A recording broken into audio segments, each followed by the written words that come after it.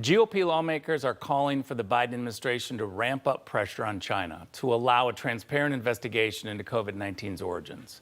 Joining us now to talk about all of this, let's bring in the author of The Coming Collapse of China and an expert on China, Gordon Chang. Welcome to Wake Up America, Gordon. Great to see you. Well, thank you so much, Rick, and it's great to see you. National Security Advisor Jake Sullivan refused to name any pressure that President Biden was going to put on China to allow the COVID investigations to go forward. We've heard this before, but I'd like you to take a listen to this and give us your response. We are not at this point going to issue threats or ultimatums. What we're going to do is continue to rally support in the international community.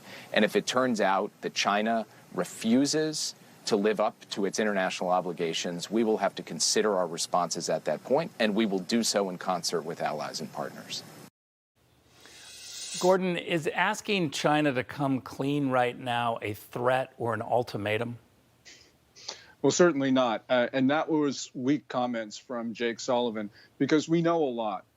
President Biden did issue an order to the intelligence community to report what it knew about the origins of COVID-19. But I think that he should start declassifying information now, because we're Americans, we can figure this out.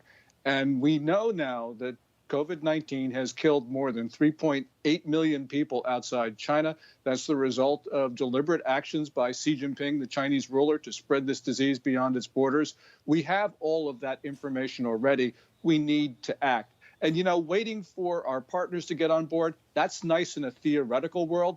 But in the real world, it means lowest common denominator solutions. We've seen this dynamic before. It doesn't work. We have more than 602,000 Americans who've been killed. We've got to act. Look, I want to pick up on what you said, because I think it's exactly the case here on international pressure and international isolation.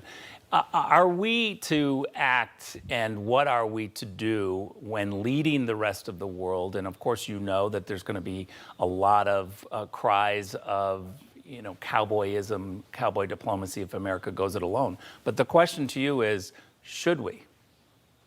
Well, I think that we need to act, and we should be talking to our partners, of course. No one denies that.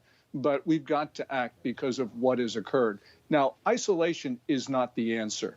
It is like the first step in it, but we need to impose those costs. And the reason we need to do that is that China spread this disease with impunity. And right now, they're working on pathogens that will sicken everybody else but leave the Chinese immune, which means that the next disease from China could end non-Chinese civilization on this planet. We've got to establish deterrence, and that means costs, not just isolation.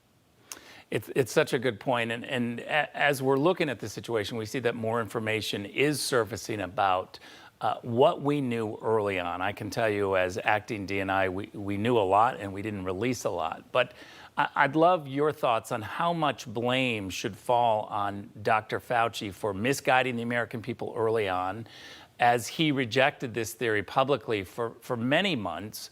What kind of damage was done?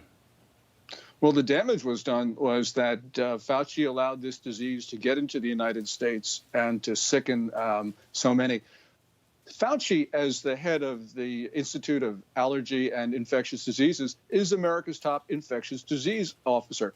He should have known in December 2019 that this was a highly contagious bug.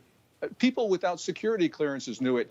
He should have known it, and then he didn't do anything. So that by itself is bad. But of course, misguiding the American public on the origins of this makes it worse. And also, because Fauci's institute actually funded this research in the Wuhan Institute of Virology, he should have known they were using gain-of-function techniques, which means he knew it was highly transmissible. So he had all the information to act in December of 2019. He failed to do so.